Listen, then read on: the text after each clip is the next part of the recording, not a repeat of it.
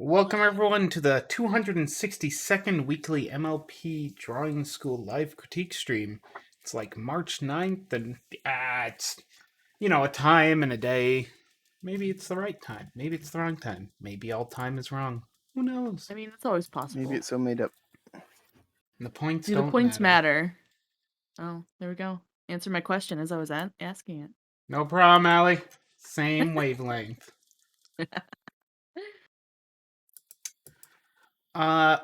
So as you can hear, we got a small horde of people with us. We got the Alley Claw. Oh, hi, it's me. Hi, it is I. There is a Zai, yeah, a fluffy Zai. I'm here? Yeah. That's right. It's true. And trying to steal his snacks, his cute pencil case? Hands off my snacks. I'm too sleepy to steal any snacks, really. It's okay, I'll share them with you. Thank you. Just have a 5-hour drive up here. Yeah. And the one perpetually using the term messy is progress to describe his kitchen is Pixie Up.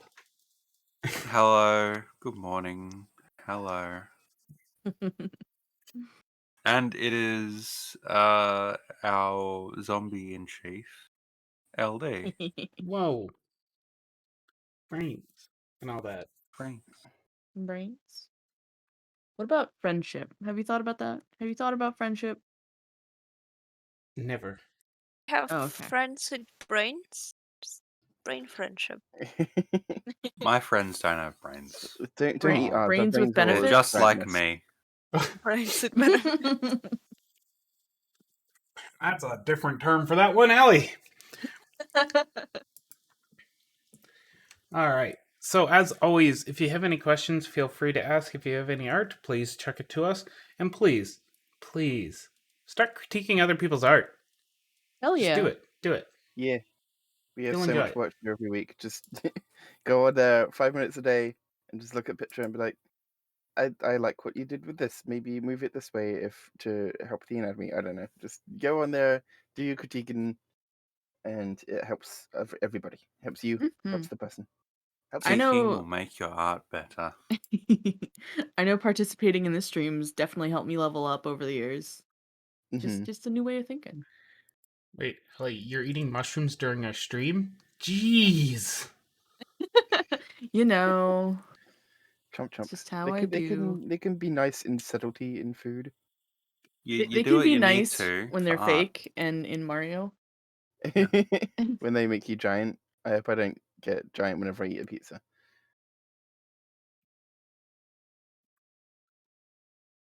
All right. Anyway, Yeah, horse. Of course. And which horse are we starting with? I We are believe we'll start starting with DOPs. with DOPs. The Starlight. Yay, says. We do have the rule. Whoever comes or whoever submits their art gets it done quickest. I don't know, something like that.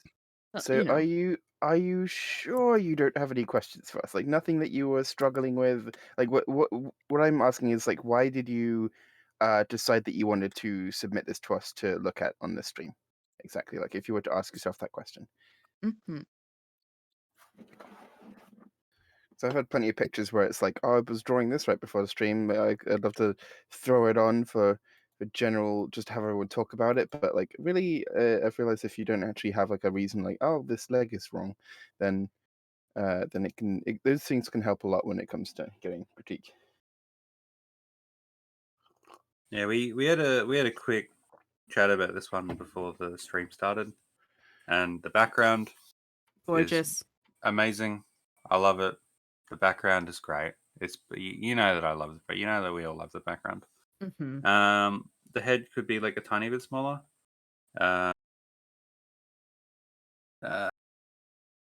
Ali did like a bit of a red line over the head, which I think was pretty good already. Yeah, you know, the head could be a tiny bit smaller, but otherwise, I think it's pretty good. Not much really stands out to me. The background's really on point. We all agreed on that. Yeah. Something that can almost always sort of be looked at and worked on in poses like this is just putting feeling like motiony sort of stuff into it and putting weight into it. There are probably ways to do that with this. Like having more definite contact on this middle one or something like that. Think Have this about the one reach out a motion little bit and the more. different stages of the motion. You know, what's coming next? What just came before? I'm wondering whether there's like any interesting videos of like quadrupeds going upstairs Yeah, or I wonder. doing that sort of stuff that might be useful reference. But in general, I think it's it looks fairly good, and this is more just like stuff to work on for next time. I recognize this is the staircase from that Crystal Empire episode when she's like going up to the top or whatever. Like, as far as I remember, in those episodes, the stairs were like completely flat on the bottom, so because she like slid down them or up them, I guess. So I'm really glad that you made them more like bumpy and jaggedy here because it looks more natural, I think. Really adds to the background. Yeah. Gives it the So like depth. yeah. So you were saying, why submit? Well, because it's done, I suppose, and nothing's ever perfect. That is super true. You know, like you finish not perfect is the thing that we give here. But to that effect, it's a case of like if you finish the thing and you don't think there's any like glaring things of I should just add this, like any obvious stuff. Like if you don't want to give her any like highlights on the main or the body or anything, that's like up to you. Stuff like that, where it's like I could just add this, I can add that. Then just shove it out there. It's done. Move on to the next thing. There's you don't need to spend. I know it's when you've worked on something for ages because I've seen this in the critique channel going back and forth. So I know you put a lot of hard work into it. I know when you've worked on something for ages, it can be very hard to just like let it go because it's like I just want to keep working on this forever and and make it better and better. But that's not always gonna happen. It's just a case sometimes of like move on and see where else your art takes you. You know. I almost want to issue like a thought and I guess a half challenge, but do as you will. I almost want to say don't post in the critique channel as much. You post every picture you draw in the critique channel. And the thing we say a lot about critique is like you don't have enough time to absorb the information that's being told to you when you're getting critiqued on every image. And this is kind of asking you to be more thoughtful to your own art instead of going out there and posting everything and being like, I know this is wrong, tell me why it's wrong. Spend a moment and do some self-reflection. It's like, okay, I know this is wrong.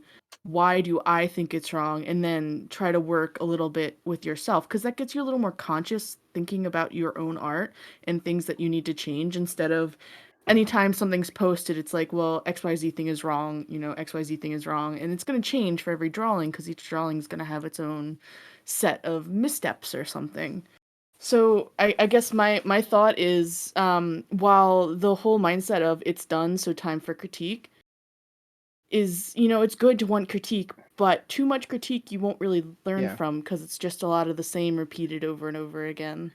Yeah, So and especially if it's it's more, definitely, and especially I yeah. think if it's something that you're finished with, where it's just going to be like, oh, for future reference. Like, I think it's better to get critique when you say, okay, I've done a sketch. Let me like see if anyone has any opinions, or maybe you have something that you think, okay, I'm not quite sure about this like neck joint or something like that, whatever it might be in the picture, and asking people about it. Then just get the sketch as improved as you're going to get it, and I think just do the line art, the coloring and everything. Maybe if you want to, then you can ask for specific advice if anyone has any on the line art or the colors or the shading if you've done that. But I think once you've got the critique for like the general composition and anatomy of the piece, let that be done.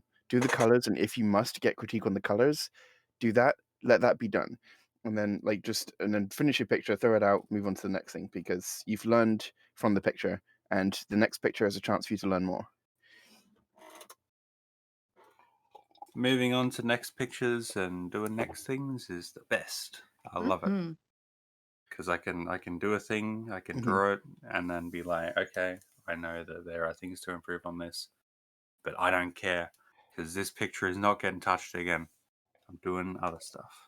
Truth. Yeah, and like it's nothing harm. You say the way you said like nothing's perfect like that. To me says that you have kind of a good attitude about that. But it's it's very much a good thing to get into mindset of, because it's don't try to make every picture perfect, because at some point you're gonna look back through your gallery and look at old stuff that you once thought was as good as you can get it, and see that it's utter garbage. And that's always going to be the case, no matter how hard you try, no matter how much you study.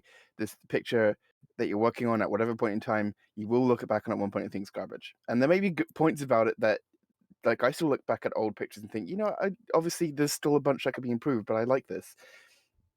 Like, I'm not saying you're going to dislike the picture, because there's still going to be things that are just, gems that you remember for just working really well, or just came out really well, or just an idea that you loved. But you're going to look back at pictures that at some point was the best thing you could do, and it's just not going to be up to scratch anymore, because your style is going to keep evolving, and the more you learn, the faster you start learning, the more like you will gain in technique more and more and faster. And so you're gonna, like, I look back at a picture I did like a few months ago, and I'm like, it needs to be redone.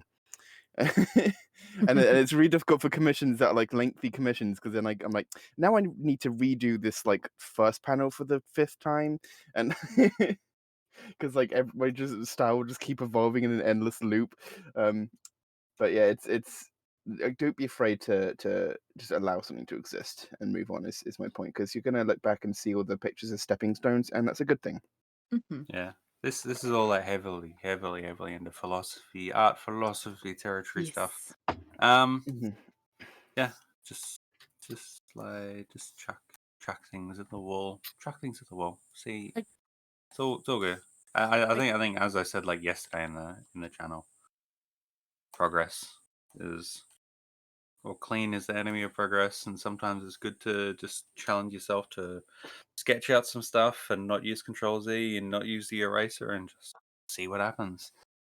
Go wild. I think yeah, doing that sort of wild exploratory sort of drawing and forcing myself to sort of be less clean has been one of the things that's really helped me with improving and that sort of stuff. So if I do have any recommendations of things to try out, I'd just say do a little more of that and see what happens. Yeah.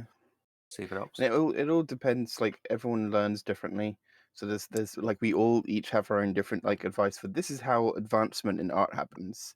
And I think like it just takes you some time to try everything and find out how you learn best. And I think for me that was like, I learned the best from just, okay, I learned by feeling, not by doing, not by like, I don't learn well from like the sort of mathematically proportioning everything out. I learned just by feeling it out, doing it by eye, and I learned from like breaking down, copying from other artists to like understand their techniques and everything. But like, everyone has different aspects of drawing that they resonate with the most. And like, obviously Pixie here loves like messy sketching, and that sort of loose approach to Me too. generating Me ideas too. is like there's it. definitely crossover. Like we all have lots of different techniques that we all love, but it's one thing that something that works for one of us or all of us might not be what works for you, but it just means like try things until you figure out what is the technique you like the best.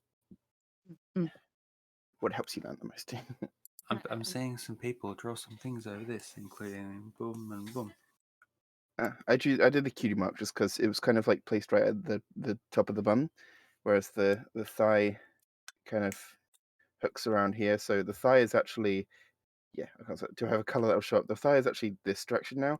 Like if we were to see a character standing with the like just like in a normal standing pose, the thigh would be like this, and that's why we draw the cutie mark from this direction, but like she's got her leg turned, so her leg's actually like coming out like this.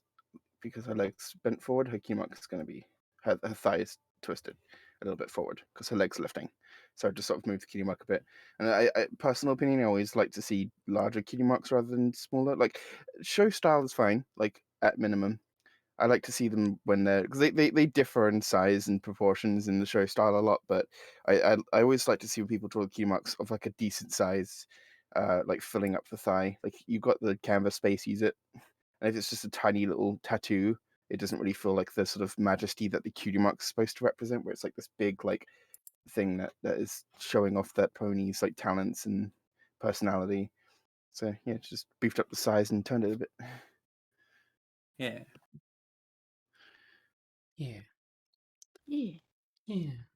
And I do just want to make one clarification about earlier. I still think you should post your daily stuff. You could just post it in art and stuff. Oh yeah, Cause just share yeah, your stuff. Absolutely. absolutely, yeah. And it's just like maybe next time when you want critique, stop and ask yourself why you want critique. Yeah, Like we that was sort of talked my about point at the earlier. beginning. Yeah. Mhm. I just my final closing Yeah, statement. just to bring it back up. Yeah, I get you. Is that it just gets you to be more self-reflective and really take in the critique rather than like if you're like because if you're getting critique daily, it just kind of goes flying over your head because you're going to the next thing right away, right? There's no taking a second to sink in and apply and learn and hmm be like, oh, I need to work If on this thing. yeah, if you're about to submit something for critique, think about the critique that you normally receive, like the sorts of things that not people normally mention, and then think, okay, can I apply those things to this picture hmm before I like submit it and ask for other things? And it's difficult to sort of work out the usual thrust of what people say when they look at your stuff, but giving a little bit of thought to that can sometimes yield some useful results. I think that's sort of been that's where like most of my improvement lies, is like saying, okay, um, my faces are always a little bit too far away from the neck. This was like half a year ago. I was really struggling with this, and then like that happened on like every single drawing, and then I like got into the habit of just being like, okay, let's select this and drag it over into the right place, and then I did that consistently for like Yeah, 2 or 3 weeks, and then it was just at the point where I'm like, okay, now I'm just drawing it yeah, yeah. pretty normally, because and not having to do that because like I've gotten into the habit. And so if you can do that with other sorts of critique and advice and stuff as well, that can be useful. Hmm. Do you have any other questions or stuff you want us to look over in terms of this picture and stuff? Or is our rambly philosophy section going on I mean, quite long enough? sometimes that's the biggest. Sometimes that is a critique, you know, the way you hmm think, Mm, because the you're way you doing the approach. work. You're clearly doing the work. I see your sketches every day. Yeah.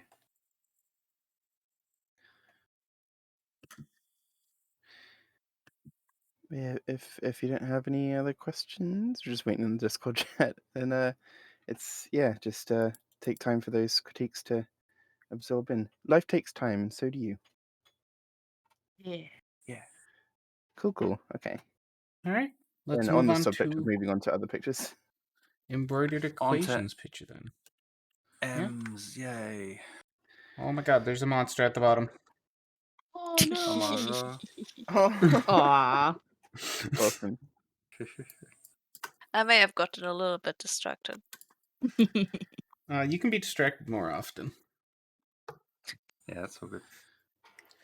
All right, embroidered equations picture. They had a question, I believe. Oh my gosh. Yes. I'm not sure how to arrange everything so the cutie mark can be nice and big. The color swatches can be neat and in one place, and the whole thing still looks good enough. Also, the left back leg doesn't look right, and I don't know how to fix it. Okay, so the cutie mark, I would just like shrink it down where it is, so you have an area across the top, Yeah, it and doesn't maybe need down to the take up side. like 50% of the Yeah, canvas to be visible, you know? just shrink it down a bit, and then Okay. you got the area for all your color swatches that you're looking for. Or you could just increase the hmm canvas size and just unclutter it a bit, because it's all Yeah, really it's yeah. close I would together. And say, yeah, I would agree with this, and say, if I can actually draw, and say like the color swatches could be like here, and the cutie mark in like this sort of area here. Yeah. Also, I misunderstood your question and thought you were talking about how to make cutie marks look clear on the person's body, which is basically what I just talked about in the last picture, and why I drew this here on the left. So I'm just gonna this is not relevant anymore. Oh no, But Windows, what like I you want to switch usually do windows, huh? when I get to the end of setting up a reference sheet and I realize I don't have space for the colors is either instead of making like circles, I'll make just a bar at the bottom or on the side, Mm-hmm. and then just do the colors like this. And then you don't have to make up more space. You just have to increase or decrease the canvas, and you don't have to mess up your Yeah. uh, how you've organized everything if you like how it is. Totally. Rough hacks with key pencil guys. I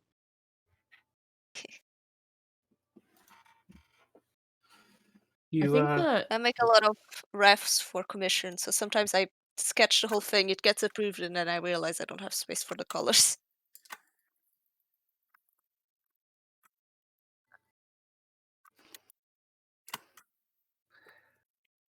I think going on to the back leg, I think the thing that's off, someone did a really great drawing over here. It's actually just kind of one of those things where it's one line makes the difference. And let me what color. What's a good color to do this with? Yeah, green.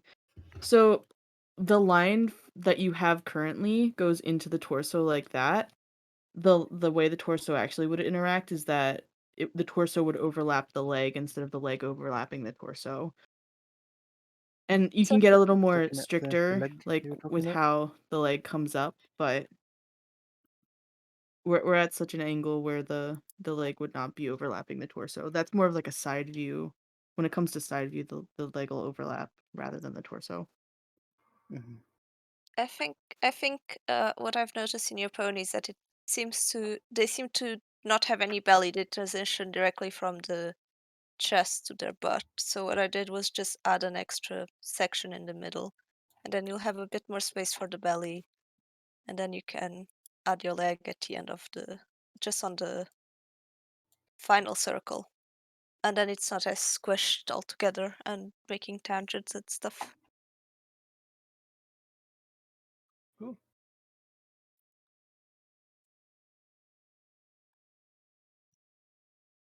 all right? As I don't see them responding anywhere, I assume they aren't actually listening live. Yeah, Maybe off and on. I'm doing some Oh. like sketches down here. What these are basically just like little example layout sort of things. Whenever I'm doing like any sort of graphic designy sort of stuff, it's always useful to like mess about and just do some stuff like this so that I can get an idea for the layout before I actually do it up. And so you can see the sorts of stuff that we've mentioned, having the cutie mark be a little bit smaller here, having like a color swatch thing here in that sort of layout, and I think it looks pretty well organized in that sort of thing. I think with these specific sort of headshots, uh, because they're not really sort of all uniform in a line or something like that, it sort of gives me the impression that they're trying to show off different specific features, and I don't really see the specific sorts of features that get expressed with each one of those. Like with this one, I think that this one is kind of covered by this one for the most part. I don't think Um, so, because you can still, like on this one, it shows this side of the domain that goes over here. oh, So does it go over? it's kind of showing that it's not like in the show where they just mirror. Oh, okay. In that case, I think That it would could be just my be. guess. I think that detail is getting a little bit lost for me in Yeah, in the the sketchiness. sketchiness of everything. Yeah, Some color like just influences it. basic sort of flat fills would probably help out there in terms of my helping differentiate sort of stuff. But yeah, just starting from like 1,000,000 kilometers back can help a lot when you're looking at graphic designy sort of stuff, doing up these like little tiny templates and then seeing how closely you can sort of follow them and sort of break things out, because everything is really close together as well. And you see that a lot in terms of people that just make up ref sheets. But if you look at sort of more professionally designed sort of stuff, there tends to be a little bit more white space and separation-y sort of thing here. Like if I drew a thing like that, there's like nowhere on this ref sheet that has like this amount of white space, and I'd sort of expect that sort of space to fit in somewhere between some of the elements, I guess. Graphic design stuff is always difficult. So Mhm. and it's one of those things that just takes ages to learn and mess with. So keep messing with it, keep making stuff up, and just keep this sort of stuff in mind. If you really want to get good, as the kids say, there's a lot of stuff on YouTube and all that about like general layout and designy sort of aspects and all that sort of thing. So looks good. I have a super super small nitpick, probably subjective, well definitely subjective thing to me. I would change how you have this worded. It comes off very passive aggressive, and I understand that like you want stuff to be not missed. I would just word it a little differently. Just to be like, please make sure this is accurate or something like along those lines. Because it's funny as a joke, Which but part? if down here. Okay. But, like, if you Alright, wanna keep it, right, keep yeah. it. It's just super super nitpicky, like, extreme.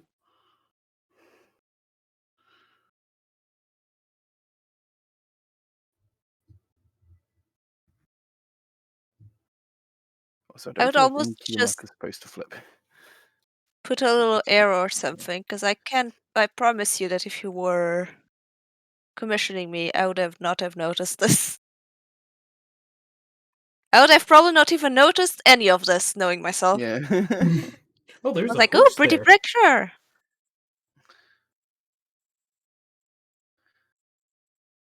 All right, we ready to move on to our next one? Mhm. Yeah. Okay.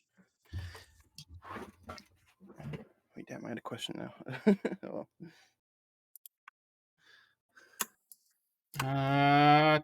Top left-hand corner. This is posted by the Timberwolf, and it's Fluttershy in fishnet stockings. Ooh la Nude. la.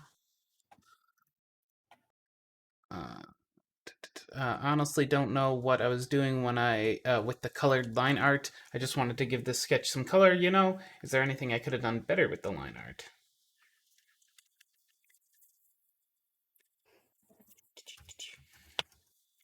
It's an So interesting texture. in this specific area right here, it's always difficult to sort of work out whether the belly or the thigh is kind of coming in front. I think if you look at other artists and that sort of thing, there's normally like a little bit more of like a almost compromisey sort of solution, something like roughly kind of like that. Not that you can't have this sort of thing, but it tends to be if you do have the thigh being in front, then it tends to be like a little bit pushed that way, I think. Or it can come out like that and just completely dominate everything. That's fine. That's fine as well. I guess it really It, depends on how squished up your leggy wants to be against the body. It will determine how prominent the line there will be. Because sometimes it can just be that smooth transition, and sometimes when you have this, like, big squish, you get the big squishy up on the leg. this is one of those poses where pushing it is good. This the front sort of aspect. This shoulder that's closest to us is sort of pushed up a bit, and the other sort of shoulder is pushed down a bit, just because it's against and that's sort of resting against there, and it's pushed in an interesting kind of a way. These back hooves aren't quite pushed as much. Or at least I don't think that they're sort of on the same kind of a ground plane as they're drawn. I think that it'd have to be like something like a corner of a bed or something like that.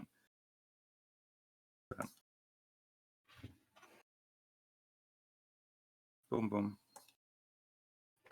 Something like that. I don't know. I'd probably draw it as like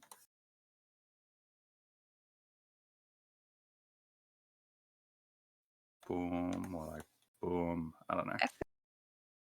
I think I would also make sure to show that you're not seeing the side of the leg. And you can actually see the bottom of the hoof. Because if you're seeing the bottom of the leg and the floor is here, she's just going through the floor. Mm-hmm. And if she's just laying down, her legs would be pointing out while they're resting on the floor. That's what I've been sketching here. And in there's this also kind of a pose, you'd see the middle would be here because it's sort of rotated. Push.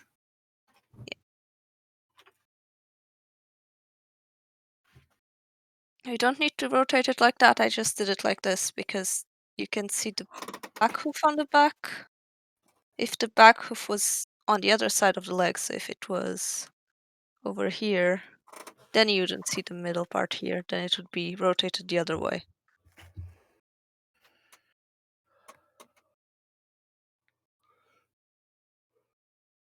Yeah, with these kinds of poses, having like twist in the body is always cool as well.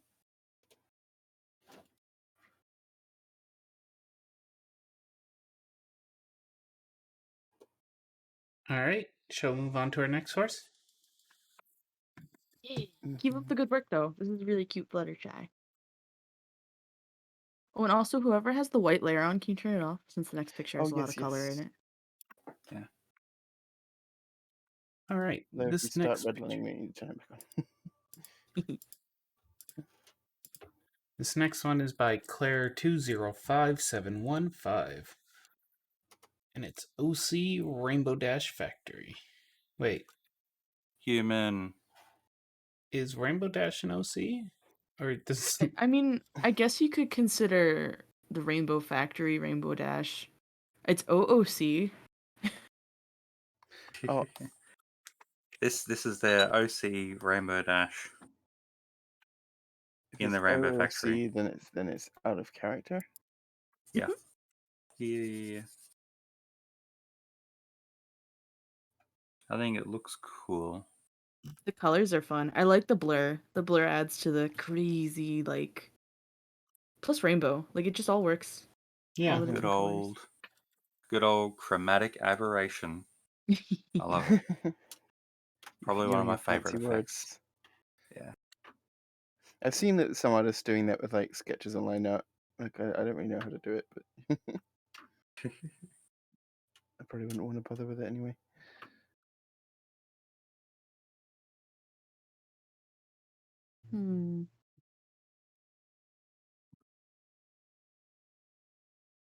I feel like, I don't know, I feel like the shoulders are just a smidge too broad, but I need to play around to feel like how I'd want them.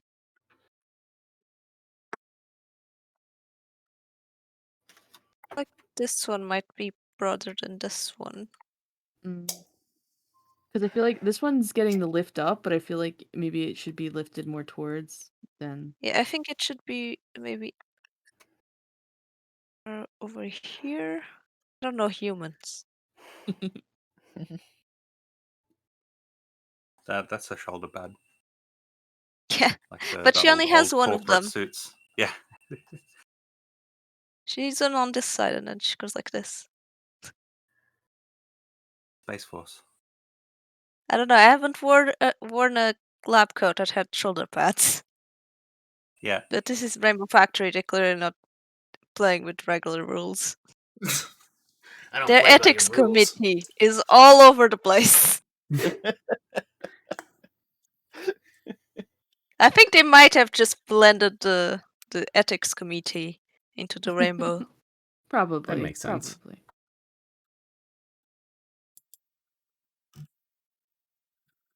I think Um, I someone don't so have someone anything up to here. critique, so now I'm just putting highlights on things. Yeah, that's basically the highlights you're putting on. I would suggest more on everywhere because even the needle, I feel like the needle's totally lost. And if you have like a nice big long highlight along it, you really get like, oh wow, big Mhm. scary needle. And so, like, make it more glowy towards or maybe not exactly at the tip, but like near the tip. So Ooh, it's like, yeah. have, Like like an that sort of anime. shine. Yeah, As we exactly. say, rim lighting. Yeah, Yeah. it can be small, and even being small, it can help illustrate things.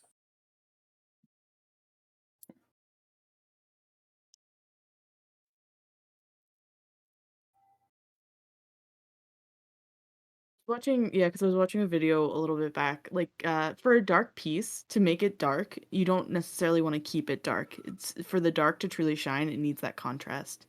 So, like, to have Hmm. like this really bright rim lighting to it on, certain areas, especially areas you want people to pay attention to, really makes the darks feel that much darker. Because if you're just sticking to just darks, then it's just kind of one tone, where if you have the brights, you have that opposition going.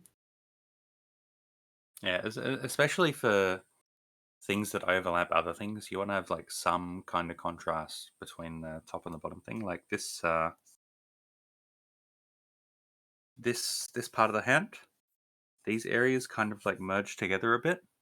Which, if you're going for that, awesome. But if you're not, then what you can do is you could either make this dark bit a little bit darker, or make the outline a little bit darker, or what you can do is have a little bit of like a subtle gradient sort of thing, just like a little bit of a darker color, almost like the rim lighting stuff, but like on this part, so that it just sort of visually separates it a little tiny bit.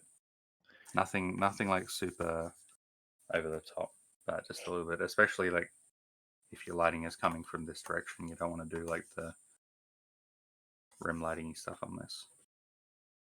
It's just an alternate way. Mm-hmm.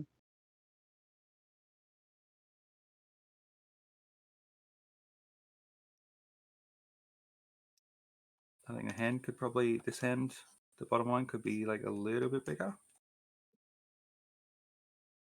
Probably. maybe. But in I was general, thinking that, yeah. yeah. Just looking In at the general, it lengths. looks pretty good. Yeah. Yeah, I think honestly the stuff that's probably going to help you here going forward is probably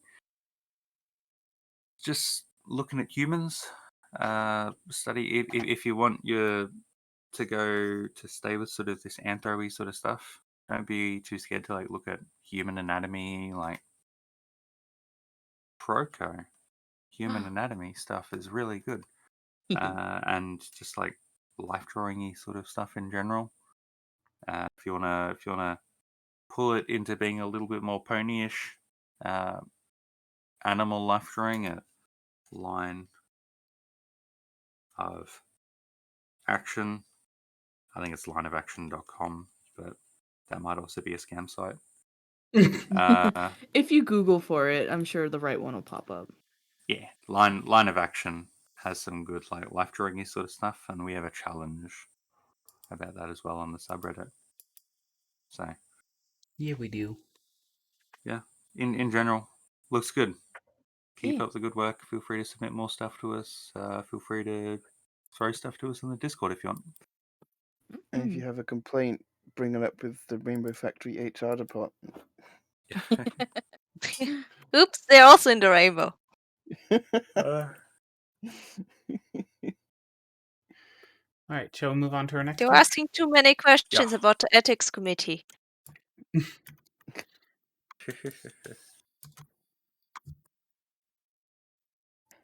All right, our next one is by Skateboard Taco 123. Hello! Fun name. Here's a shaded drawing of my Aurora paint, my OC.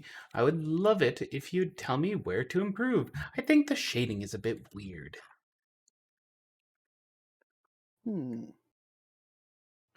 The reason, the only thing about the shading to me, like, firstly, yeah, you've done like shading on like a traditional piece. That's great. Um, the you're not thinking like 3D enough, basically. So, oops, you go back off. No, look, Aggie is weird with my tablet pen. Forgive Oh me. no. Um, so the shapes here, we got like cylinders for the legs. In fact, like, I mean, we've got here like cardboard tube legs, which I'll get into in a minute. But just for the sake of this critique, what we've got here is a cylinder, right? We've got a cardboard tube here. So the shading is not going to be like so rigid. I understand like it's hard to think about these, but this is the kind of thing with art, especially like early on, which I had this massively, is not really looking at things big enough, if that makes sense. So like you're looking at the shading as you're doing it, like, yeah, that seems fine, but it's only when you stepped away that you're like, I'm not sure. So like it's a case of trying to keep that idea in mind of thinking about the shapes and the 3D aspects of an image, but like the whole way through, from the very beginning right to the end. Like you've got to be able to understand like what you're doing and how it's working in 3D space. And it sounds very, very daunting, but it's not a hard mindset to get into or to keep going once you figure it out. So it's just a case of like you're doing the right thing. You're absolutely on the right tracks. It's just a case of practicing and trying to look at references, look at like not just other art references, but photos of objects with light hitting it, stuff like that, so you can get like an idea. Looking at other people's cell shaded art might give you a good idea if that's what you're trying to do, of like how to interpret 3D shading as just like a 1 or 0 shade, because that's a whole technique of its own.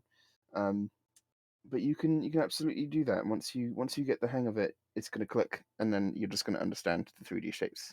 It's something that you will continue working on, of course, but I definitely think you've made the right steps. You've got some lovely things. I love that there's a shadow cast here under the body. That's really cool.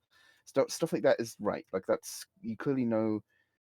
Like I think you clearly have the ability to learn how to do the shading with more depth and 3D shape properly. Just look at other artists doing cell shading is my recommendation. That'll give you a good step forward as a first step. So, back ear is, it's always good to. I like drawing both ears. With these legs, it's a good thing. okay, Oh. I'm gonna. If I had the ability to servo mute you, I would. The back is fairly big. You can probably just keep in mind for like future drawings that the back can usually be made a lot shorter, and when it comes to this area of sort of the rump, where your original is fairly sort of squared off sort of thing, what I like to do is I like to sort of draw whatever shape I have for like the body, the torso sort of thing, and then I just cut like right there, like just cut, and then everything on this side is just gone, and that sort of helps me make the shapes that I want to make.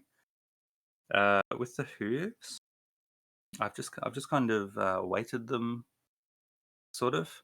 You've got the really good thing, which is that this hoof and this hoof. Let's pick this hoof and this hoof are both like the ones which are sort of in the center, which are sort of doing that sort of thing, which is good. It's good to, like, when you look at the pony from top down, diagonal hooves are going to be on the ground together, because that's what like creates stability and all that sort of stuff. Mhm.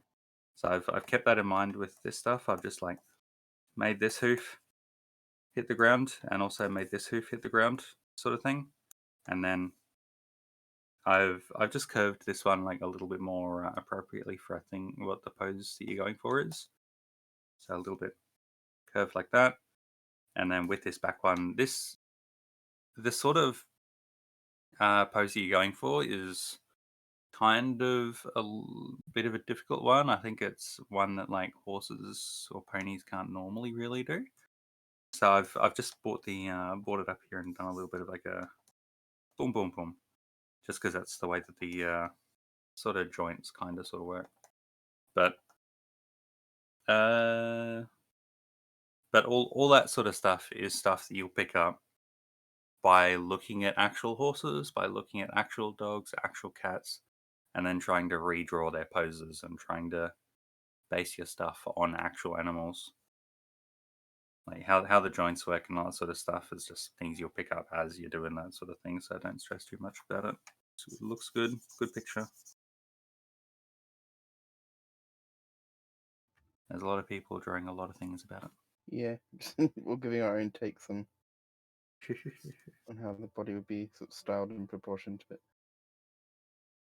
Because I it gives you always different ideas of what you like the most and what to go for. It's all different takes and opinions. yeah for like the main torso body shape. I like to draw a sort of like wing shape, and then do that cut off the back sort of thing, and that kind of helps me when I'm like trying to come up with a torso shape that like looks pretty decent. But you'll find one that works as you draw more and look at other artists and look at actual animals and all that sort of thing. Mm-hmm.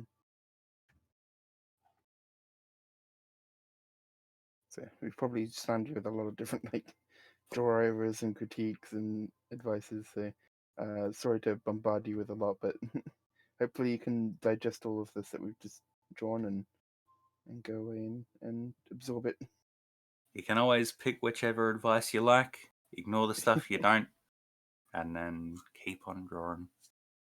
The important thing at the end of the day is you try it, and if you know, whatever is whatever. It's your choice from there.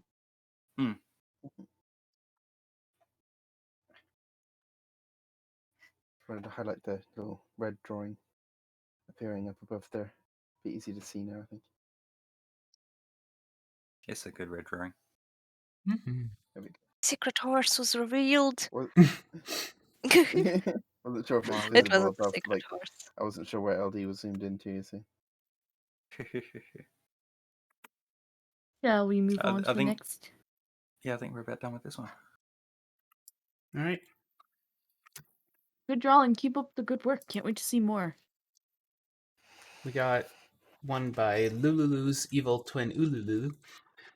Getting back into the sub, how can I improve my drawings, such as this one? Yeah. I have an answer for this one.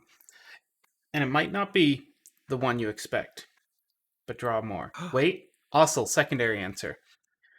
Start critiquing others.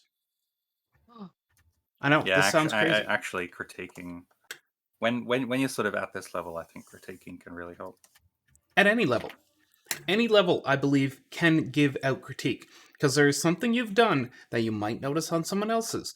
You might not be as verbose or as lengthy, able to get into the details, but even going, I'm looking at this picture and the eyes don't feel right. Like they're different sizes. Because, you just stare at something for a while and it could drift away while you're drawing it, but then when someone else goes and looks at it, they're going to be like, there's a 2x4 stuck in its head. That type of thing. It doesn't matter the level. Anyone can critique. There's just more knowledge stuck in your head the longer you've been at this. So I highly suggest you don't even have to critique on just our subreddit. Our subreddit's just easy bait for this because you're already there. Grab the next picture you see and write up a critique on it. Give some advice, give some information. Maybe do even a red line. We love red lines because it's a lot easier to give a better example of what you're talking about. But it's easier for you to express what your points are, and it's easier for the other person to digest that information. Yeah. So, critique. Yeah. I think with this picture, the first thing that sticks out to me are the ears. Mostly in a way of I'm not sure exactly how they contribute to the emotion. I think I'm sort of getting a little bit of different emotion vibes from the face, from the lighting, from the entire style, and from the ears. I think that there's probably like a way that they can like work with the with this style. I'm sort of just experimenting up here. But it might help to do some just general little... Oh, it might help to do some like general emotion sketches with the ears. For example, what you can do is have just like a page where you have like a little typical horse face, and then you sort of draw different emotions on the faces and try to make some angry and try to make some happy or try to do whatever. And when you're doing that sort of stuff, try messing about with the ears and seeing, does erase. Try messing around with the ears and try saying like, okay, does like straight up pointing at a camera look good? Does that sort of help the emotion and push the emotion, or maybe something where they're like a bit flat? How does that look? Or maybe them like even pushed back against the sort of ear, against the head and sort of a thing. Because like, especially with quadrupeds and characters like this, the ears like show so much emotion that it is insane. Dogs are a great example. Yeah, it's interesting as well, because like if you look at YouTube, you can see like body language videos for dogs and cats and all sorts of other animals, and even like dogs and cats, when they're showing the same action, it can mean something completely different.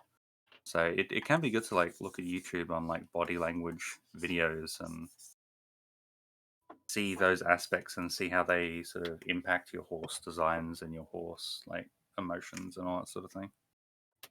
And I'm mostly going into this because I think it's a pretty well drawn picture. Mm-hmm. Yeah, looks good. I think just because the amount you've started rendering up the hair, I would add sort of shape to the starting hairline. Going for the mohawk, that's great. It's totally pinky. Totally also horses, because most of their horse actually goes down a line. But anyway, I would give it a bit of depth, a bit of volume to it. So, and that's just as easy as just putting a few bodies to the curves there. It sort of builds up volume on the head. Makes it less flat for that starting line.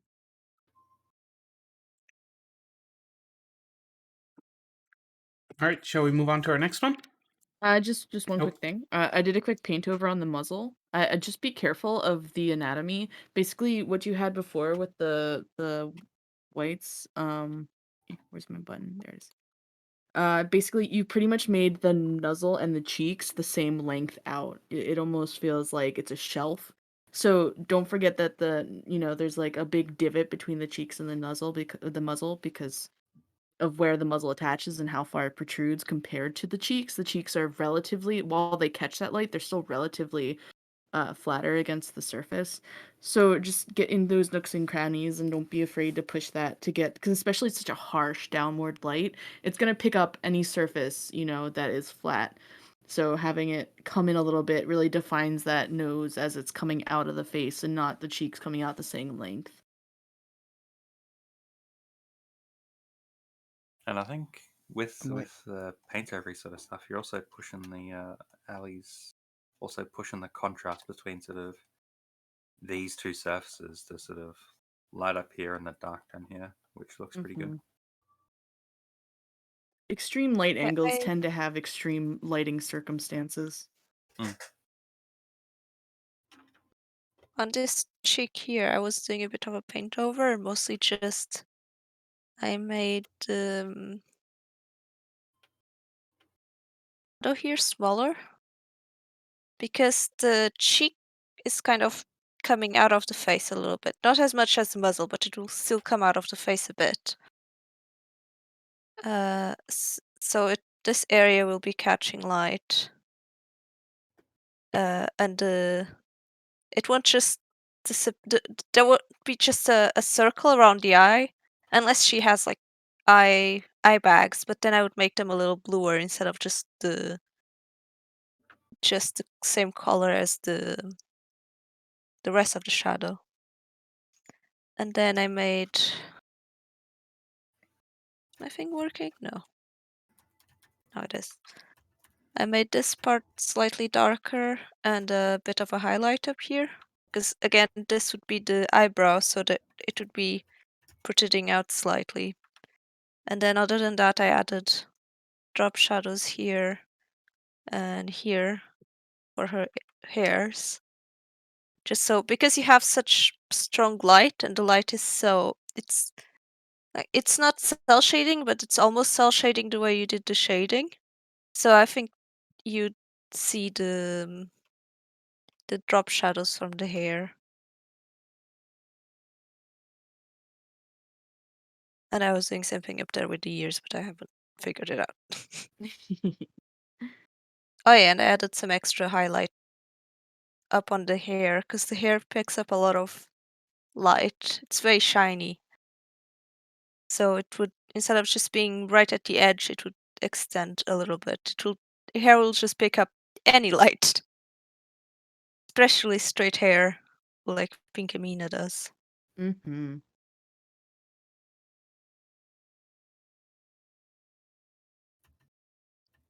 All right, shall we move on to our next one? Yay, Let's next go. picture. Next horse. Bad horse. Or bad next horse. Griffin. Yeah, Oh, I lost. Burb. Would you look at that? Burb. This one is by someone across the top here. That is one to go. Yes, one to go. Oh, one to go up. Oh, that makes more sense. I wanted to make something different, so here it is. Colored with Faber-Castells. I'd like something. I'd like some tips about the coloring. I'm interested which Faber-Castells or These are really nice, Faber-Castles. vibrant. Yeah, They're really nice, they're vibrant colors. absolute. They're great pencil crayons. Just wondering, like, which ones, because I'm seeing a lot of air between it, like the little white splotches, and that's a matter of their binders that form between them, usually, and paper quality.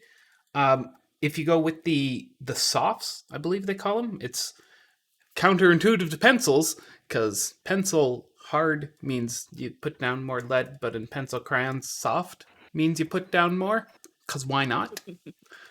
Anyway, if you go with their I've always soft, thought of it as the pressure you put on the pencil. Because if you're using a soft pencil, you can use very light pressure. You can be very soft with it, and you still put down a lot of pigment. I always thought it was like the density, like harder charcoal or like harder pencils mean not as much comes off because it's denser. I mean, that That's was probably what it softer. is. with pencils, that is true. But True. pencil Oh, crayons, right. they're weird. Oh, bad. Yeah. Anyway, if you had the softer ones, what will end up happening is your binder has more, or there's more pigment, less binder, and you'll get less of that airing effect. Also, changing up your paper will help that too. If you go with a smooth rather than textured paper, that will almost completely disappear. This almost looks like printer paper to me. Printer paper is smooth, but not the right type of smooth. Yeah. Paper's weird. No, I get you. I It's what I honestly used like to draw the over the years because it was the only option I really had. I honestly like the bit of like a pencil-y sort of texture and all those sorts of Mhm. places. I think it's good. I think what you've done here, which is really good, is you see that there's like hue shifting a little bit in terms of like this area is like a little bit greener and this area is like The fairly tie's dark the blue. great That sort one for of that. I yeah, love the tie so much. that sort of stuff is like super good and amazing, and I love it. You can probably add a bit more shading here, just underneath the hat, because if like there's some kind of like sun coming from like in any indeterminate direction, you're going to see a little bit of that, like, sort of lay under the hair a little bit here, a little bit like under here, because these like strands of hair, these big areas of hair are like taking up space. You'll see like the areas just underneath that will be like a little bit shaded, and same thing for like most of these, like you'll see. And this like back area would probably get a fair bit of shading-y, shadowy sort of stuff. Something that might also be like useful, because let me erase all this junk I've drawn on top. Because all of this is like a fairly big contiguous like mass of blue. Something you might want to look at in a future picture is reserving like a little bit of space around the edges for like a little bit of white. Basically rim lighting kind of stuff. Just to help sort of break up the different blues and stuff there. Actually, I'm gonna be right back. So I'll talk to you later. Gotcha. That was Pixie's call to enter the Pixie Cave and turn into his superhero outfit and go out and live the other side of his double life. Makes perfect sense. I really the texture they've made with the pencil crayons on the hat, because they've followed the same strokes. Man, that works so well to give it the felt look. Yeah, I really enjoy the texture. Some of the, especially the fabric. The tie, it's just all really nice texture going on.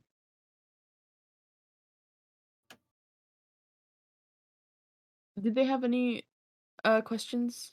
No. No? Well, Okay. they did want some tips about coloring. Gosh, I feel like there's a lot of really good videos online. I would look in what's that one coloring method? Blustering? Be something. Burnishing? Burnishing, thank you. Burnishing is a really popular term for layering colored pencils. If you want to look into that, there's several different ways to do it. But there's so many good videos online. And sadly we can't demonstrate on this program how to work with colored pencils, but there's so many good ones. You put the crayon right on the monitor for your drawing tablet. It'll go through the glass eventually.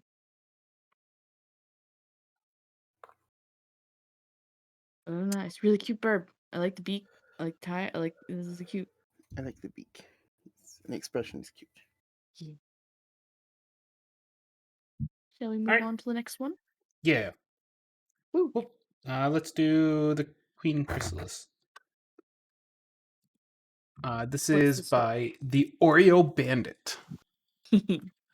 I drew Queen Chrysalis. They have no questions. She's looking smug. She's the one that farted in the elevator. Someone's cheesecake.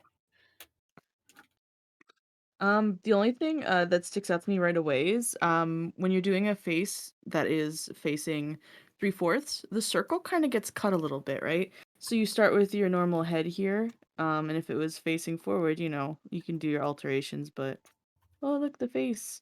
But when we start spinning the face, it's a little bit flatter. So we still have a curve, but it's gonna tuck in. Let me get closer to your angle. Watch me draw 1,000 circles.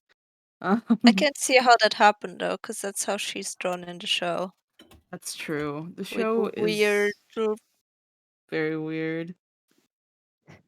But yeah, you tuck in those eyeballs and parts because the face spins.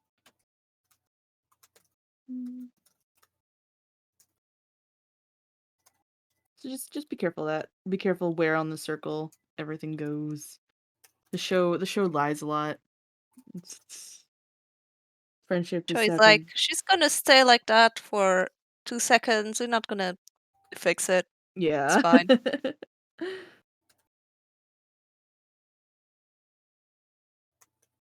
really enjoy the expression though, and the horn's really nice as well.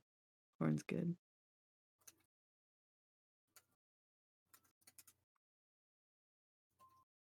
She does look very smug. I made her look like a dinosaur. What did I Muzzle, do? thumbs up. You've used a lot of that piece of paper. Draw big. It's good. It's good.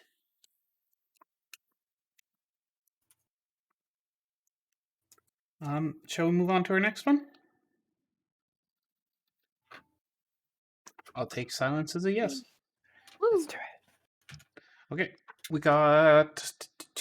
Man, I think this is the last one. Circuit main. Tried a little more with shading. Okay, for this one, the challenge was absent-minded and tennis ball. Tried a few things with this first. I did try. I did try to, oh my god, draw all this in a little more from memory, which, yes, I know I should be using reference, but I wanted to practice my anatomy. The second thing was to try shading a bit more and also help set up the scene as well as practice it. Speaking Uh, of the scene, Oh, why did they rent out a giant hall, paint the walls purple, and put one stove in there, and then sit like a mile away from it? Because the stove's on fire with burning tennis balls. you gotta be careful, you know. It's such an oddly proportioned thing because there's you've got so much space being used, and there's just like one stove and one pony, neither of which take up more than like a 28th of the page, and like you could Clearly, easily the stove Clear. needs to be just like a lot bigger. yeah. Boom. Well, like both should be bigger on the canvas and closer together, I think, or like whether you have them like right overlapping or not isn't necessarily um, mandatory, but I definitely think use the space to have like this is another thing that's sort of I talked in a previous picture about stuff that like reminds me of like my early art days. I recognized pretty early on like compositions that have all of like because I'd see pictures where there was like a bunch of characters and it all just sort of like evenly placed about, separate from one another, with kind of like a scene that we're just like looking at the scene with all these objects and characters just like placed about with all the space between them, and it just never looked as nice as when artists like really push the characters together and have everything overlapping and have like all that busyness kind of cropped in and squashed in, because it feels more lively as an art piece rather than just like looking down at everything as if we were standing in the room, seeing it all in sort of plain detail, because it can sometimes look a little bit plain for art. But especially this because there's just like the two elements, and I can see friends here drawing other things in the background, and that's like that's absolutely what you want to do if you are going to have, if you want to do more than just have this pony sitting in a void with one single stove. This is what you should do: have this have an actual scene that they're sitting in. So think about like where they are and why they're there, which I feel like you must be doing because clearly this scene has stuff going on in it. I don't doubt that there's ideas in your mind of what is happening here. Um, so it's just a case of like how do you imagine it in your head and how can you build up that scene? Because if they're sitting in the kitchen, like there's going to be more to the kitchen, I'm guessing. Like don't be afraid to sort of start sketching that out and figure it out. I would say I did this. You can just pull everything in. Like don't be too scared of Yeah. like making your picture like smaller, like the boundaries. So Hmm. instead of this, push that into like here, boom to boom, and then like especially because being more zoomed in, it lets you do less work to have the same amount of detail. So for example, you've got the white lines here, and they've drawn like all of these cupboards and fridges and character in the foreground and all this sort of stuff. If you want to, you can do that. No dramas at all. But you could also just pull it in, maybe add a window, maybe add a shelf, and then you're done. Yeah, It's just two I would different ways say to that approach the same thing. if you're trying to practice backgrounds, go for the lawn, the whole thing. But if you're trying, because you mentioned you're trying to practice anatomy and shading, so this would be better. The small bit would be better for just focusing on the character and focusing on the shading, making sure the shading matches everywhere. Having a smaller scene would help. Mhm. And then you don't have to worry about all the stuff and adding extra things to the scene to make it look busy. So I do unfortunately need to ping you on something, which is when you said I'm not using reference because I'm trying to practice anatomy. And unfortunately, you also need It's the reference when you do an best time anatomy. to use references. It's You can it's search up it's like kitties. you've got a lot of people giving advice and saying things like, okay, if you want to practice your anatomy, you should try drawing without reference and that sort of stuff. But the thing is, every single time you draw with reference, what you're doing is you're expanding your visual library. You're expanding your sort of knowledge of how these bodies work, of how these animals move, and all that sort of stuff. So I don't like it can be like an interesting exercise to sort of see where your visual library and all that sort of thing is at. But I think I'd almost say that like drawing without any references is like more of like a parlor trick sort of thing. Like you see Kim Jong-gi like touted as he can just draw everything out of his mind, but he can do that because he's drawn everything with references a million trillion billion times. Yeah, And it's it's like like I think one time we were hanging out and we were just like checking out different people's Picato pages on like the main site, and like Ali found one we all clicked on, and it was someone who was just like drawing out ponies and other characters in like 10 seconds without any kind of undersketching or build up. They literally just drew the lines and just made these like these characters and just threw out. And they had such, it wasn't even like a mess. They weren't just like doing it. It was like coherent to their style and looked really good. And they were just like no sketching, no thumbnailing, no figuring it out. Just started putting lines down and just like and just did the line art and just figured out the character. And like that is amazing, but it's in no way like Pete said, it's a gimmick. It's in no way like an ideal to sort of strive to. If you specifically really want to have that as the thing that you can do with your art, then sure. We're not going to sit here and tell you not to try and achieve that goal. If you want to be the person who draws like amazing looking paintings that look like they've been painted with a paintbrush on MS Paint, just carefully going through doing each pixel one at a time until it looks absolutely stunning, like that Santa Claus picture, like absolutely that can be the thing that you want to do if you want to do it. But these are gimmicks, and they're a very specific thing. It's going to take a lot of focus and dedication to learn how to do that could be spent learning in other areas. Is sort of what I'm saying. So like, we're it's not going to say don't do these things, but yeah, it's a case of looking at what you actually want to achieve. if so basically if you want to do it, mad. If it makes you motivated to do this sort of stuff, mad. But you're almost certainly going to get more learning Yeah, out of drawing with reference. So yeah. if your Don't goal break is against the if you rules just to prove you can break against the rules. it's like if your goal is to learn, then it's good to Mhm. I just want to add, in order to be able to, do anatomy from nothing, you need to Yes. absorb and absorb and Yeah, absorb, like and that's why that references was are the so point that important.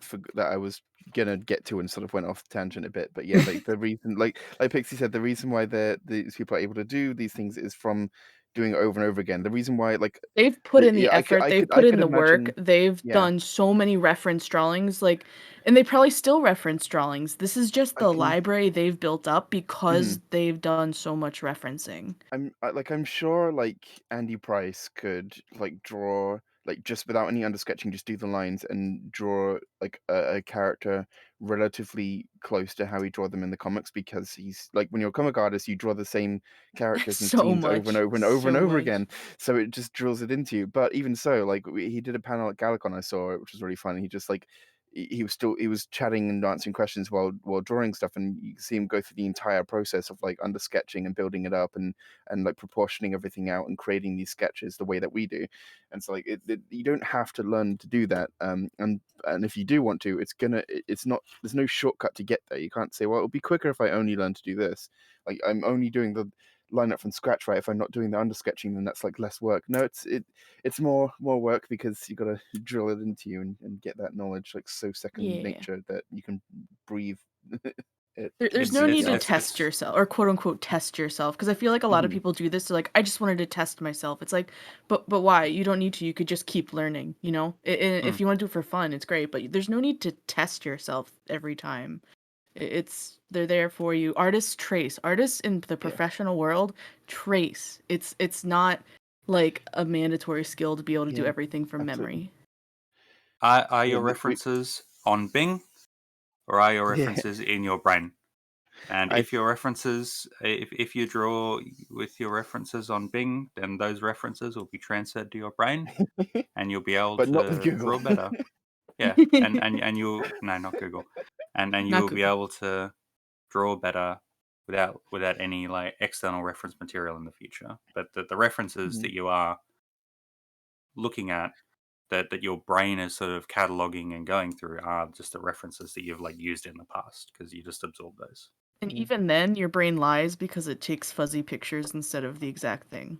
Oh yeah, I've Yeah. talked about So this before, but I feel like we've gotten into a lot of like very philosophical stuff over a lot of assumptions that have like one thing has like led to another with our discussions of this yeah, drawing, and like we we As started feel just bad. from like We're tightening passionate about composition. references here. Yeah, References are you very can passionate yeah. subject.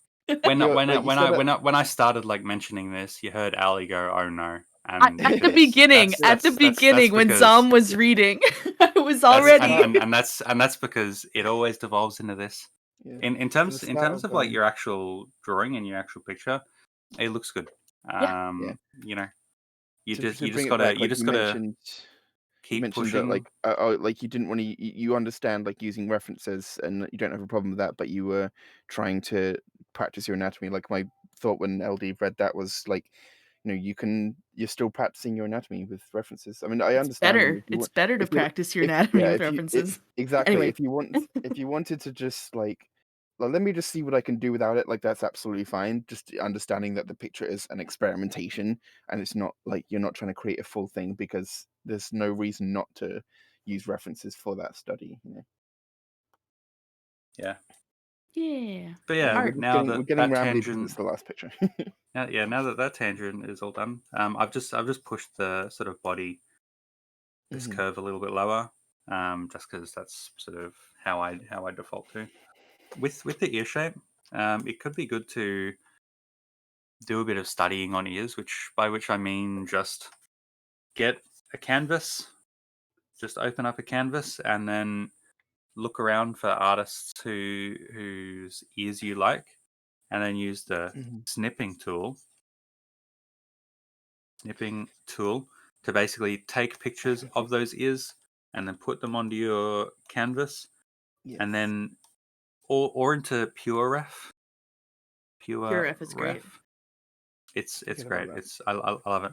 But basically, just like put a bunch of ear pictures onto a page or whatever, and then look at those, and then draw a bunch of ears yourself. Because there's a lot of structure that you can add to these ears, and which way that goes, like what exact types of structure you add and all that sort of stuff, is going to depend on your style and on Yeah. the My artists that you sort like of and that sort of thing. the So building up of the technique that I use for my ears now was a friggin' journey. Like there's so many different like art styles of the ears, and like studying other people's and trying experiments, and then like I sort of somehow, I don't know whether it was a series of happy accidents or just like a slow blend of things, but like I created some kind of ear style, and then I was like, I'm gonna try doing it how they do it in the movie instead, because I like that. And then I was doing that, and then I stopped doing that correctly because I just like wasn't looking at the same references all the time. And I was like, I miss the old ears, but they're sort of like clunky now. I should combine them, so I have like just different things that I want out of them now. So I just like I had like a sheet of paper, and I was just like, okay, this ear, and I took like one of the old ones where they were kind of like this like, I don't even know how to describe them, and one of the sort of more recent ones, which was more based off of the MLP movie style, and I just like try to figure out what aspects of them I wanted, and just like try different experiments where I was basically combining them into different degrees and in different ways. And then I would take ones that I kind of liked, and then like experimented with slightly different shapes of those, and I came up with one that was just like yes, and I like circled it a bunch and then scanned it in and like put it on the computer, and I was like, this is my hairstyle now.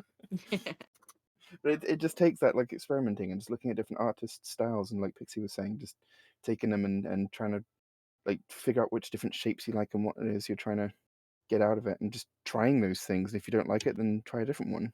Yeah. Stealing stuff from other There's artists no is the rush. best. Yes. Can recommend. We all got told when we were younger that you shouldn't steal things. No, you should steal everything. It's good. Everything. Steal, take. It's all yours. Eat it. Yeah, I just As stole as they Pixie's say. sandwich. Okay, rude. First of all, Uncalled for.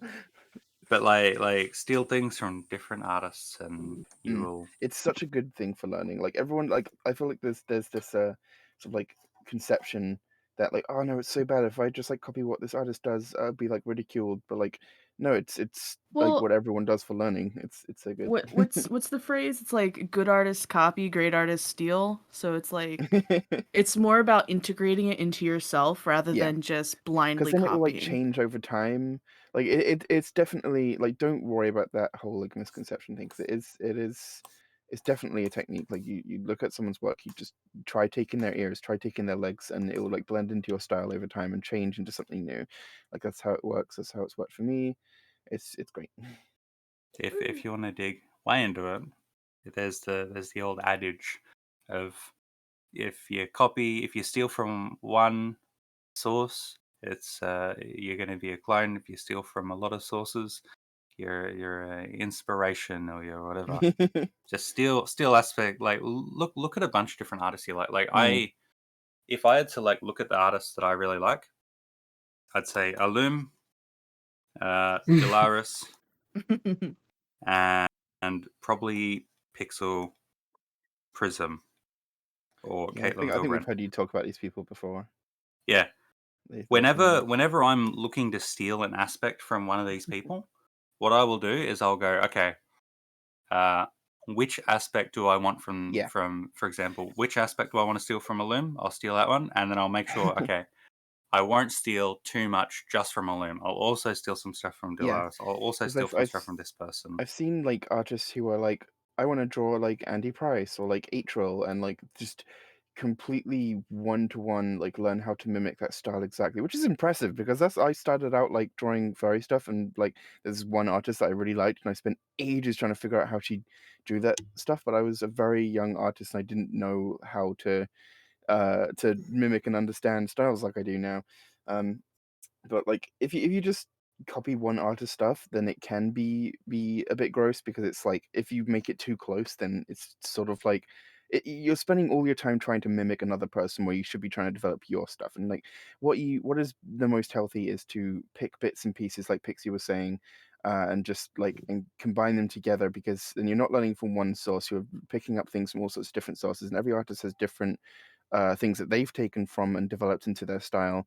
And it's all like different genetics of art, and you want to take from as many different sources as you can, and get those flavors mixed in there, and then that's the healthiest way to make something new for yourself as well, and not I be got too one focused I on one got style. one But last thing, and then I yeah. think we should probably wrap up.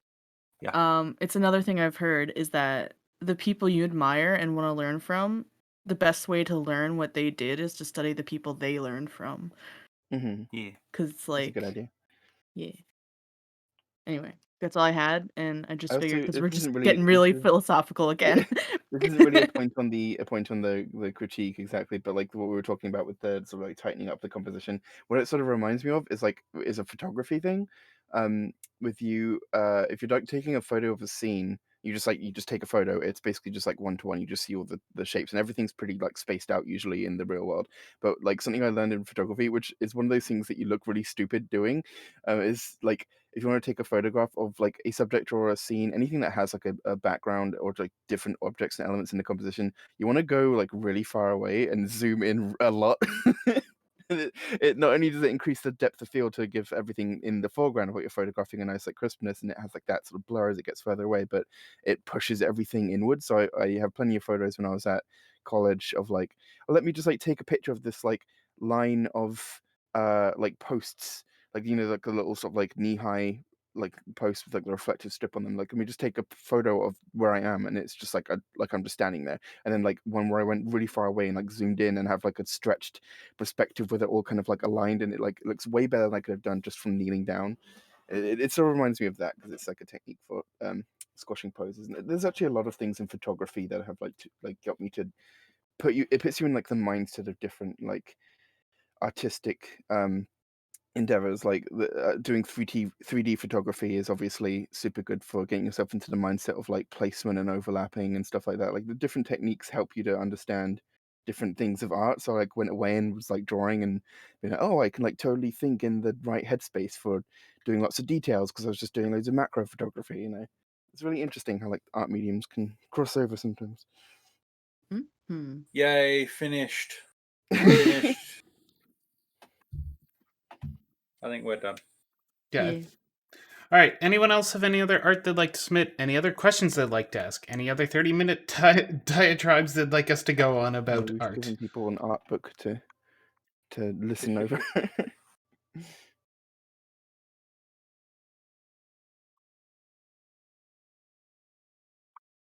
Going once. Going Cricket, twice. cricket, cricket, Sold. Thank you all for coming. We'll see you again next week. Goodbye. Bye-bye. Goodbye.